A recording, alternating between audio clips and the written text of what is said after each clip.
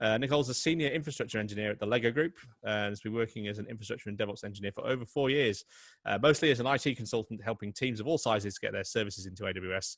Her roles have often become the catch-all for everything non-application developer, matches her passions for AWS, infrastructure as code, CI/CD, and security. Over to you, Nicole. Welcome. I'm Nicole Yip, Senior Infrastructure Engineer at the Lego Group, and I'm going to be talking about serverless deployments with Canary and how we're creating DevOps engineers at lego.com. So I'll start with a bit about me. So I've been at Lego for a year now, celebrated my anniversary about 2 weeks ago, and I've been working with production workloads in AWS for about 4 years now. A little bit more about me: I enjoy bouldering, which I can't do at the moment, but I also enjoy baking, which I can do a lot of at the moment. So one thing that a lot of people ask me when they find out I work at Lego, they say, what do you do? Do you work in a factory or do you work in delivery? So no, I work on the online shop, www.lego.com. So we look up, or my team looks after any part of the site that you look at products, you check out, or pay us money. And if you haven't heard already, we re-platformed our on-premise monolith to be entirely serverless, and that went live in July last year. So a couple quick stats. It took about 10 months from writing our first serverless service to getting that into, to getting our entire site serverless in July. So we started with writing our first serverless service, and then 10 months later we had about 20 services, and that was enough for our site to go live completely serverless. As of today, I just checked, we're up to about 39 serverless services, and that's made up of about 188 Lambda functions. And during that time of replatforming our site, we had a varying team size of around 10 up to about 40 engineers, organized into 2 squads and then up to as many as 7. Now we're down to about 5 squads. So with all of that in mind, what is this talk about? Essentially, we ran really fast. We had some CI/CD pipelines that were in place right at the start when we had one service. And now we needed to make it better and safer to release, because we had our pipelines that were okay for a single team to control releases, but now we're getting to the point of 188 functions, 37 serverless services. It's becoming a bit of a bottleneck to have it all controlled by one team. So the idea is to push it out to the engineers in the team and make them DevOps engineers so that I can be an infrastructure engineer. And so that leads me into a story. So at one of our quarterly team health sessions, I found myself in a conversation where the developers felt like they weren't taking part in the release process. They didn't feel like they were involved or knew what was going on once they had shipped their code. And so when it came around to my opinion, I said, if you're referring to me as a DevOps engineer, then I should be taking that as a sign to automate myself out of a job, because I'm an infrastructure engineer. Now, in reality, I'm in the platform squad, so DevOps practices and tooling is in my remit, but that should be more in the role of a DevOps coach rather than the DevOps engineer. So that inspired this talk. So the agenda is, I'm going to talk you through what I think DevOps is, the challenges we have, where we were last year, what hurt as we scaled up, the number of services that we have, where we are now, and then what the future looks like. So a bit of our DevOps journey. So starting off, what do I think DevOps is? DevOps is this, I would say, shared understanding between developers and operations engineers, because they both have different concerns, and in a zero trust environment, they can be counterpoint to each other. The operations teams can refuse to deploy code because they don't trust it. Developers can struggle to get their features live because operations are blocking them for seemingly no reason. So DevOps is this nirvana where each side understands each other's concerns, and you have smoother and faster release cycles because of this.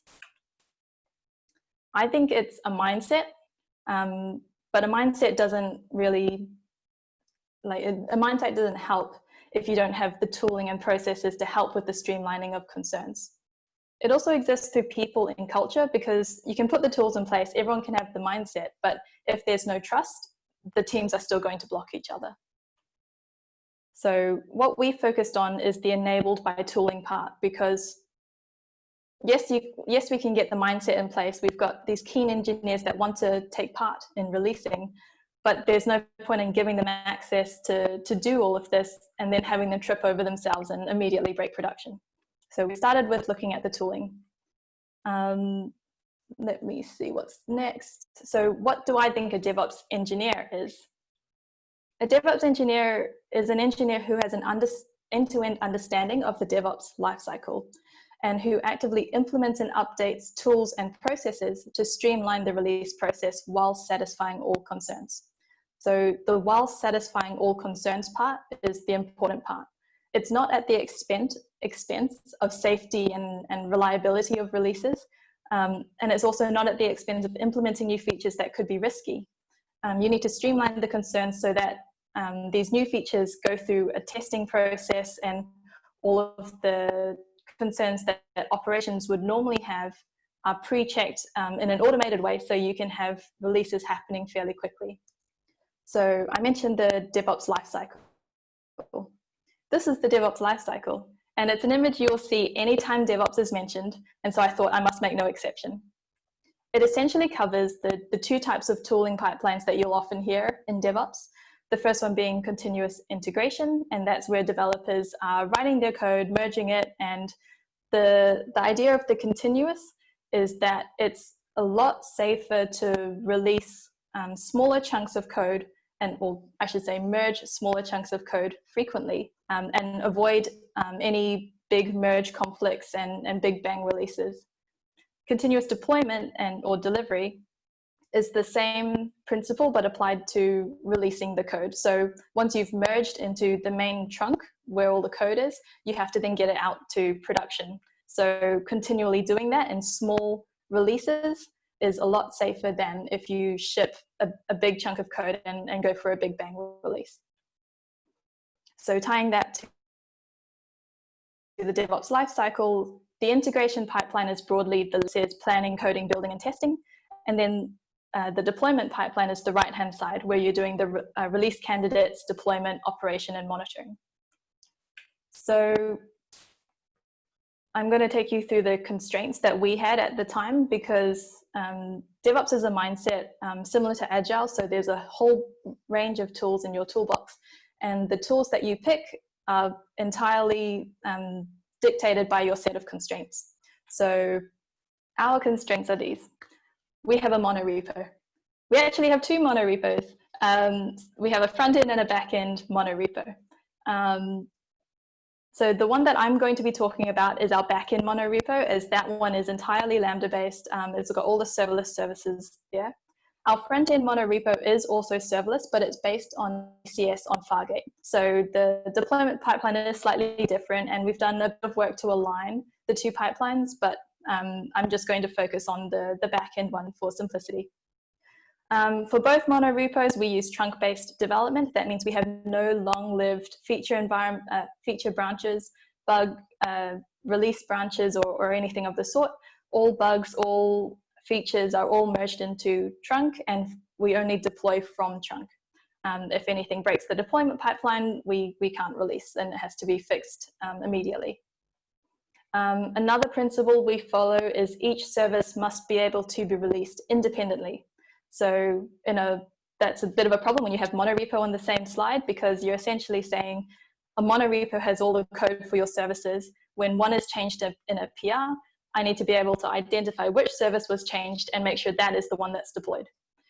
So I'll come to that in the next slide. But the final principle that we follow is all services must be tested in acceptance. And this is tying back to that principle of streamlining concerns from both sides. So there is a requirement that you have to have verified the code in at least one environment before you go straight to production. And it's just a safety factor. So a quick tangent, I'm going to go through the difference between microrepos, or what I call microrepos, and monorepos. So microrepos is something that you'll probably be more familiar with. So each service gets its own repository. It's got its own context, and it's, well, like a repo is its own workspace.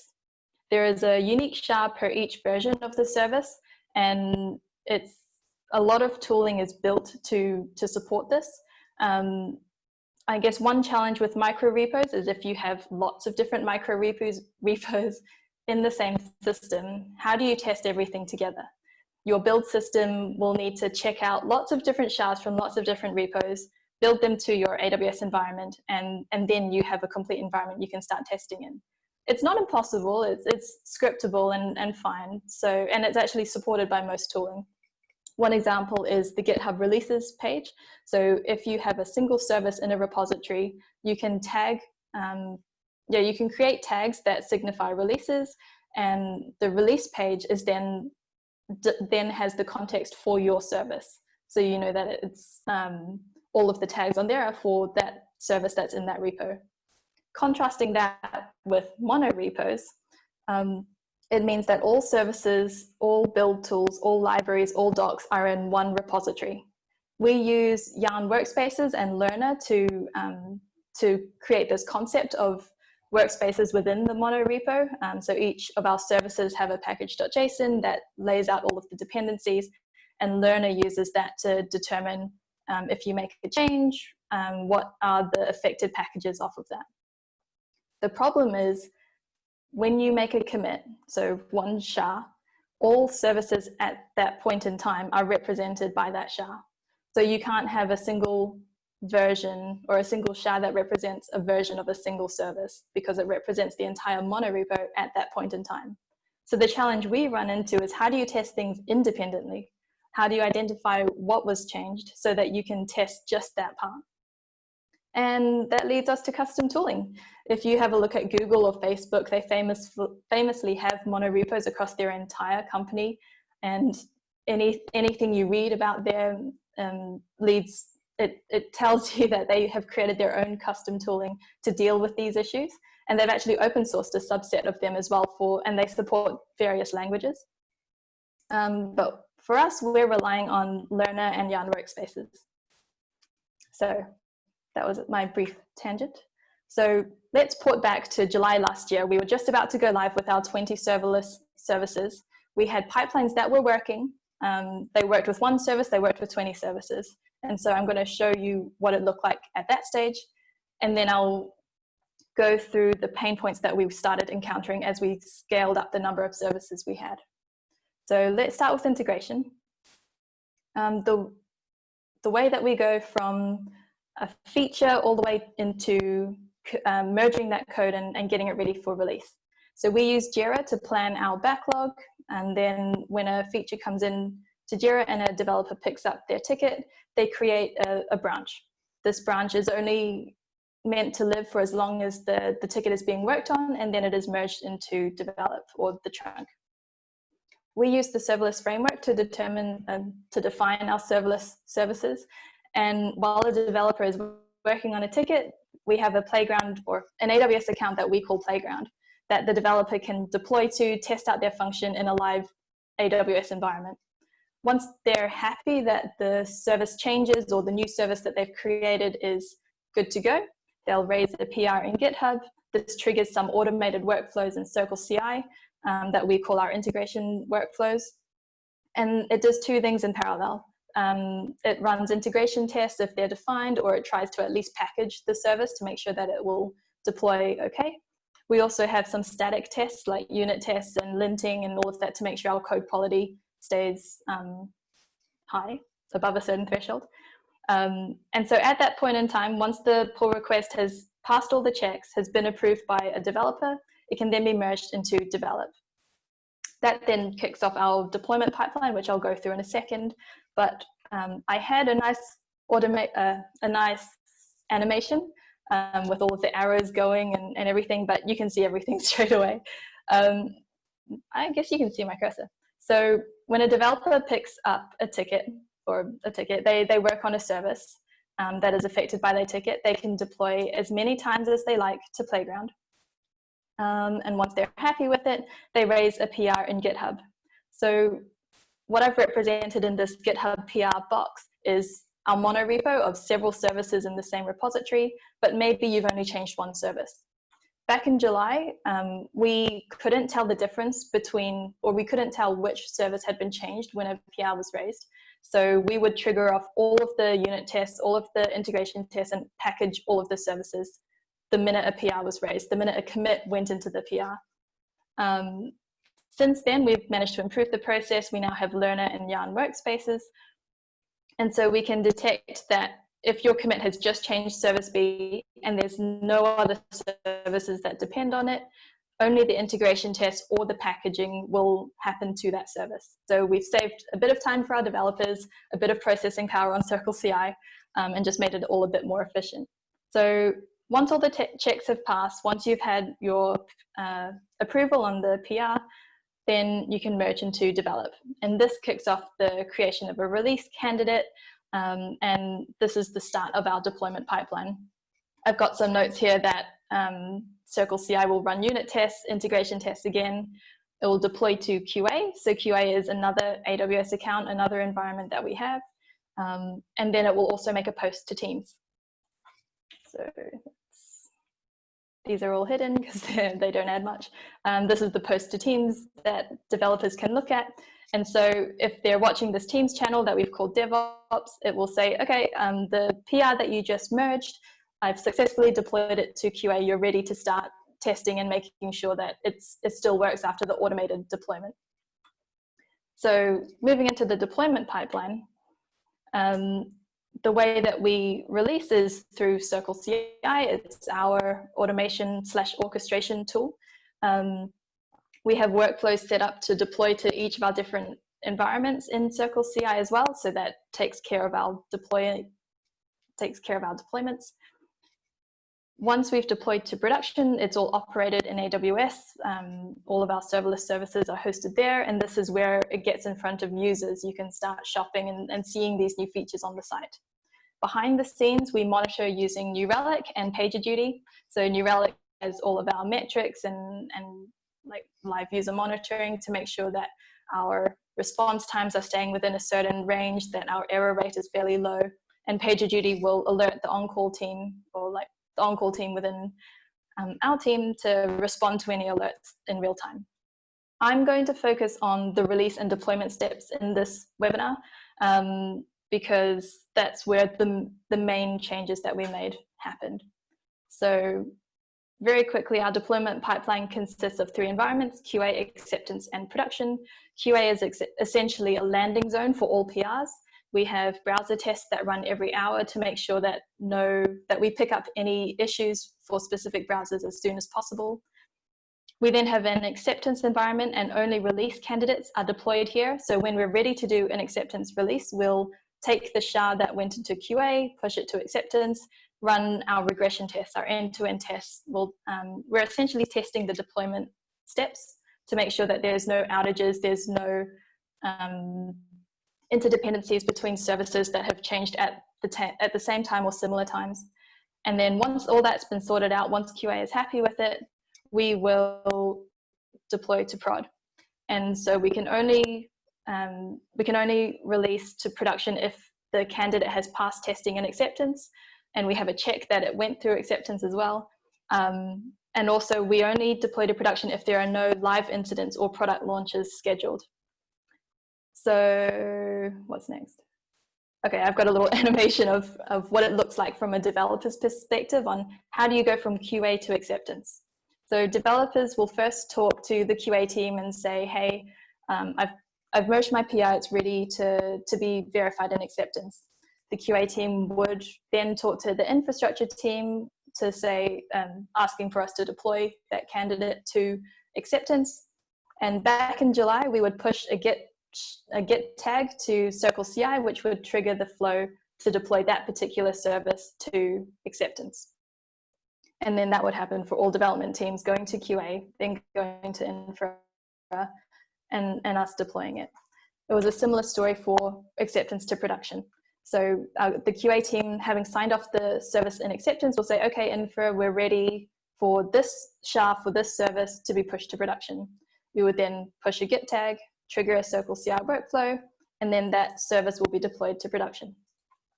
There are a couple alarm bells that went off in my head just creating the slide and just talking through the slide.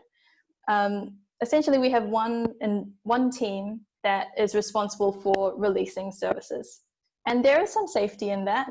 We have a wider systems knowledge. We actually know what happens behind the scenes when you push a Git tag. We created the pipelines that trigger off that. We can control when releases happen because the infra team are actually the same as the on-call team, or half the on-call team. So we know when products are being released. We know when there are live incidents happening, and so we won't have time to deploy essentially. But this also leads to forgetfulness. This leads to features being left in the QA environment or acceptance environment and being forgotten about until a new change comes through and a developer asks, where did the feature go? But there's also led to the same issue of developers not being involved in releases. They were 2 teams away from when they merged their code to when it actually was released. So I think I go into where did it hurt. So as we went from 2 services to 20 services to 40 services, we started hitting these pain points. Broadly, they were visibility, ability to recover quickly, unintuitive release triggers, and difficulty in adding new services. So I'll go through them one by one very quickly, and then I'll go through what we did to address each of them. So because you don't have my nice animation, you have this in front of it. So what version of all services are currently in production? Has this commit made it to production? Are there any services going stale that are left in acceptance or QA? And then did someone just push a service to production? So these are all questions that we could kind of not really answer back in July. And they're quite key questions that you should know if you don't have one team controlling the deployments to production. The next issue was the ability to recover quickly. So when something goes wrong, do we roll back or do we fix forward? How long does it take to fix forward? Because that requires going through the CI process and the deployment process in order just to get that fix out that has been breaking production the whole time. Who then has the permissions or knowledge to do a rollback? Because not everyone has access to production. It's mainly just the infrastructure team. We then have unintuitive release triggers. So back in July, we would push a Git tags on the Git command line, and then we knew that that would trigger off a pipeline in CircleCI to do the release. If we got a developer to do that, and we tried to get some developers to do that, there's no connection there between Git, which is the one that controls your code, and CircleCI that is actually doing the releasing. So there was, it was a bit of confusion in that setup. And the final one is it was difficult to add new services. CircleCI is configured in a config file. At the time, it was 2,000 lines long. It was more than 2,000 lines long. And so adding a new service was as simple as copying and pasting a couple different parts in that file. It was all very repetitive, but that leads to code that defines our CI and CD pipelines. So fast forward to the present, and we've addressed most of these issues fairly satisfactorily, but we'll see as we go through. So the ability to recover quickly, we addressed by introducing Canary Deployments, the header of this talk to make it really interesting. So I don't know if you can read the text on this, but we're using the Serverless Canary plugin created by David GF, and it's a few lines long, and that's all you need to enable serverless Canary deployments. So in serverless, you define your functions, and then you just add this block for deployment settings. And the deployment settings tie into AWS Code Deploy, which has a couple of out-of-the-box traffic shifting patterns, which I'll go through in a second. It then has a section to specify alarms. So the idea with Canary is, what was I going to say? The idea with Canary is you have your old version of the API or your service, and you have your new version. So with Canary, you send a small proportion traffic to the new version. And if any alerts go wrong and is signified by your alerts going off, then Canary deployments will automatically roll back to your old version of the function. So this is all done by AWS Code Deploy. And yeah, they've got pre-deployment, traffic shifting, and post-deployment steps. I think I go through the traffic shifting patterns in a couple slides time. But the minute you go into AWS Code Deploy and Canary deployments, you get a couple nice things out of the box. You get lambda versioning, you get aliases in your functions, and AWS Console has a nice feature where they actually show which version of your function is being traffic shifted between. I'm not sure if that's a correct sentence, but I think you know what I mean. So in this screenshot, you can see that we have version 14 and 15 of our Lambda function. And you can see that 90% of traffic is still going to the old version, version 14, and only 10% is going to. So if any alarms for this service go off during this time, Code Deploy will automatically handle the rollback of all traffic going back to version 14, and version 15 will never receive any more traffic. So yeah, here we go. So we've had Canary in place for about 6 months now, I think. And that's been long enough for us to decide that the initial traffic shifting algorithm we went with is not what we want. We actually want to use linear, and I'll explain the difference. So we started with Canary 10%. This shifts 10% of traffic in the first increment. So it shifts 10% of traffic to your new version. And then 14 minutes later or 15 minutes later, it will shift the rest of your traffic to your new version. I mean, that's okay if you have a lot of services that are receiving traffic constantly, but we have some services that don't get hit very often at all. And so you weren't likely to get the alarms going off during this traffic shifting period. So we shifted to linear 10% every X minutes. This means that 10% of traffic is going to be shifted every minute or every 2 minutes until 100% is shifted. So this means you're still getting a small amount of traffic exposed to your new function. So you're still likely to catch, or alerts are likely to go off if something starts going drastically wrong early in the process. But this works a lot better for us where we have some services that don't get a lot of traffic at all. And yeah, so I think I finished off this Canary thing talking about alarms. So we use 2 plugins to implement our alarms for our services. One is Serverless plugin AWS Alerts that I think is created by a Cloud Guru. And we use that for our Lambda function alerts. So if our functions start getting throttled or if they start throwing lots of errors, then these alarms will go off. We then created our own serverless plugin for API gateway alarms because we couldn't find a satisfactory way to create fine-grained API gateway alerts. And because in order to do that in using, I think it was serverless plugin AWS Alerts, you had to write an entire custom alert, which we didn't want our developers to be copying and pasting between all of our services. So we created this plugin that has some out-of-the-box alerts for them to use. It's currently only available internally as we haven't figured out the process of open sourcing these yet. But essentially, when our developers include this plugin, they get high 4xx, 5xx, high latency, and not invoked alerts for their API gateway endpoints, either at the API gateway level or at the method and path level. So based on these alert alarms that they can configure, they can then put them into Canary and be fairly, I guess, what's the word I'm looking for? They can be fairly targeted in what will cause a rollback because all of our services have different usage patterns and all of that. So it has to be as configurable as possible. So that was just the first pain point. The second pain point was unintuitive release triggers. And this was satisfied by a deployment pipeline redesign.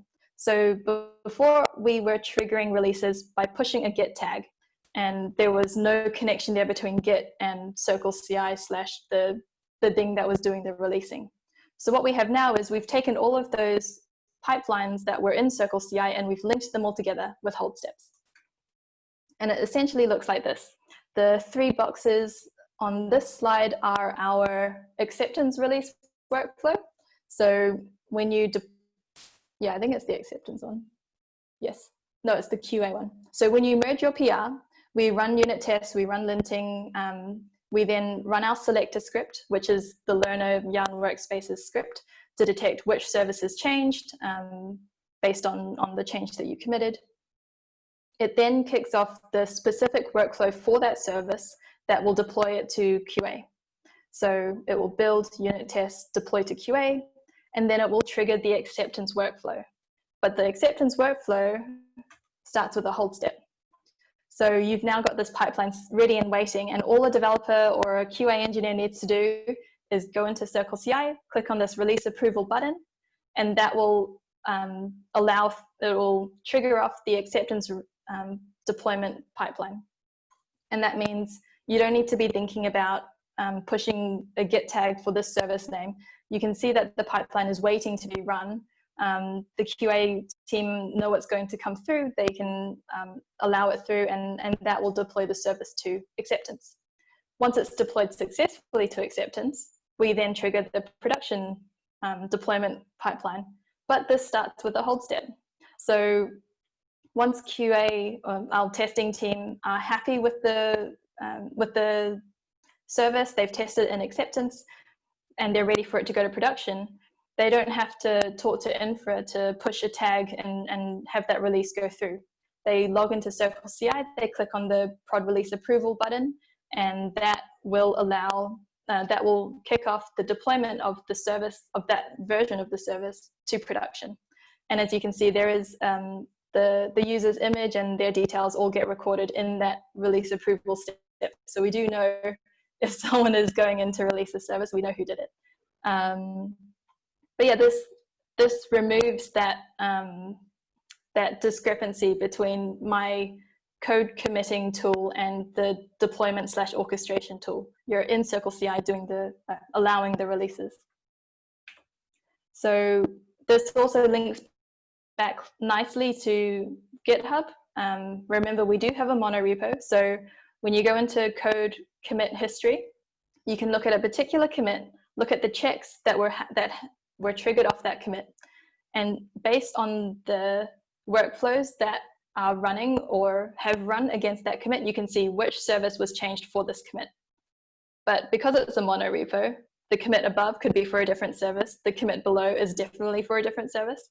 And so it's not as easy to find where was that last commit that I committed for my service.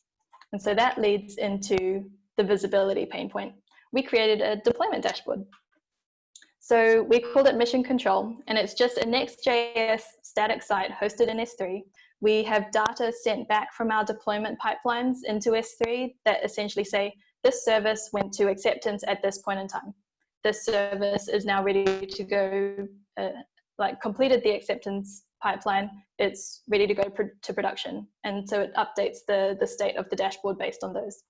And you can see I've highlighted one of the boxes that you might have seen in my previous slides, where it's just sending back that little signal of this service was released, this service is ready to be released. And it looks like this. It is very simple, very basic. I think we built it in a sprint, 2 weeks. And essentially on the left-hand side, it lists all of our services. And when you click on one, it shows all of the commits that were related to that service. And for each commit, you can see which ones went to QA, which should be all of them because it's the landing zone. But then which of those commits were then promoted to acceptance. And you can also see when they were promoted to acceptance. And then which ones were promoted to production. Or if they haven't been promoted to production, it highlights that there has been some lag that we need to get on top of it and start getting these features through. Because each of these commits is a feature that has been wanted by a product owner, has been built by a developer, but then isn't in front of the user for no reason other than we haven't clicked the button. The last one was the difficulty to add new services. Because the CircleCI config was very repetitive, we redesigned the deployment pipelines. We automated how the config file was created for our CircleCI. we made it customizable. So because we automated the generation, we made it customizable with a CI_config file within the developer's service directory. So the developer who's working on a service can say, actually, my service has integration tests, so add that step. They just need to add a CI_config JSON into their service directory that says integration tests and QA. And when they generate the CircleCI file or update it, it will add that that step to their workflow. So after the redesign, after the redesign and applying this automatic generation to all of our services, we ended up with an 8,800 line config file. So thank goodness you don't need to copy and paste through that, is all I can say. So after looking back at all of that, what did we change? We changed a lot. And hopefully that's all kind of come together in a way that you can see, at least, that as a developer, it's not so intimidating to try and take part in releases. That there is a bit of a safety net with Canary deployments. You can actually find what services, what versions of your services were released, haven't been released, and you can start chasing up why. And it's easier for developers to self-service, adding their own their new services into the deployment pipelines and all of that. So yeah, I hope you can see why we made these changes based on the pain points that we identified. A very quick look at the future. So on the tooling side, we're looking at feeding back all of these new alerts and monitoring back to squads, because at the moment it's only the infrastructure team that is on call. We look at the dashboards daily. We receive the alerts from the live site. And so we want to try and get the teams exposed to that, because they're already implementing the alerts to enable Canary. So they might as well receive them from the live site and start responding to them and raising their own bug tickets. We're also rolling out distributed tracing so that we can see more into what's happening in our live site, what are our services talking to, and are any of those connections slow for any reason. So we're rolling that out at the moment. The front-end connected playground ties back into that challenge I highlighted when I was talking about monorepos, of microrepos, of how do we test things together. We have 2 monorepos, so we kind of have that on a large-ish scale. How do we get our 2 monorepos to be tested together, our front end and our back end? So that's on our roadmap to have a look at, hopefully later in the year. On the people and culture side, we want to get more into release process training. We've made a lot of changes to the release process, and so we want to get developers in and following this process and giving us feedback so we can keep improving it. We're also, actually, I think, last week we kicked off getting a new lot of engineers onto the on-call process. So we're training them up in terms of what alerts do we see day to day, week to week, and then they can be taking that back and thinking of, so if I had sent this alert for this service through, then we would have known about this issue sooner, or when it was not so much of a problem. And so we're slowly exposing the rest of the team to this operations side of development. And what we want to get to is gradual end-to-end service ownership. So we want the teams and the engineers to feel like they have services that they own, that they want to look after and perfect and be proud of. And so that's where we want to get to. There's a small peek into the future, and I'm fairly sure you can't read this, but we've already got developers who are using these new redesigned pipelines. We've got developers here who are not in the infra team. They're supported by the QA team, but they're the ones actually clicking the button that deploys to production. And so a very quick summary, I think DevOps is a mindset. It's a culture that's enabled by tools and people. Back in July, we already started out with functional pipelines, but we identified pain points from both a developer and an operations perspective as we started to add on more serverless services and scale up the number of people in our team. We modified and added to our release process with these pain points in mind. And that's going to be a continuous process going on and on, which is why I have so many points in the future slide. And this gets us closer to our developers becoming DevOps engineers. They're They have a safety net, sort of. We're there to support them, but it's not as intimidating as it was before. And we're hoping to break down any barriers that there are as we go forward. And so that takes me to the end of my presentation. I'm Nicole Yip. You can find me on Twitter at PelicanPie88. Also, check out our Medium blog site, and where we're posting blogs about what we're doing in serverless and and just general experience being an engineer at Lego. So that's me. Thank you very much. Thanks, Nicole. Good work on ploughing through the technical difficulties. It's always unnerving giving a talk to a large group of people. It's unnerving giving a talk to a large group of people who you can't see, and it's also unnerving to do that under technical difficulties. So well done. There are a couple of questions that came in as you were talking. If you're willing to field one or two of those, I'll Sure. pick out a couple. I guess there was the first one that came in was from Ashish Modi. It says, one issue we have all the time regarding microrepos is maintainability of those with respect to host applications, especially when one package depends on another. How have you managed that? We have ourselves moved from the concept of microrepo to monorepo and back again many times. So we are trying something out at the moment. We have taken our shared, any shared code or shared dependencies, and we're publishing them as GitHub packages. So similar to an NPM package, but GitHub allows you to have a privately hosted repo. And so we're depending on the versioned packages of those shared code to manage the dependencies between services. So when you deploy a service, it pulls down the version that it last depended on, and it's happy to then operate in that way.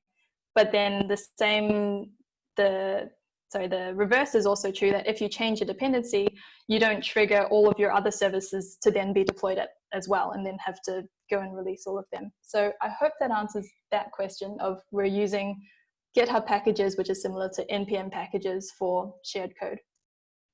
Cool, thanks. And the second and last question, which I'm basically going chronologically. So the second question that came in was from John Shaw, who says, thank you for a great talk. You've talked about the deployment and release part of the DevOps story, but I would be really interested to know a bit more about the operations part, how to ensure good customer experience, cost efficiency, and so forth. Well, I guess I'm talking from the development team perspective, and we only have dashboards that show, I guess, response time and error rates and things like that. We have one dashboard that kind of peeks into the customer experience side of it, but it really is an ongoing process of us going through so big sales events like May the 4th or Black Friday, working reviewing what happened during those times with the business and the rest of the business that look at dashboards that are related to conversion rates and all of that, and joining the dots. It's not something we've perfected at all. So yeah, I guess we don't really have a good way to ensure good customer experience yet, other than metrics that we know would annoy us, like a slow loading time or errors that come up and you have to retry operations. So I hope that answers that. Cool. Thanks, Nicole. So we don't have any more time for questions to answer live, but there are 3 more sat in the Q&A box. If you are willing and able, you can click the type answer button and give some responses in there. I'll type some answers. Great. Thanks very much, Nicole.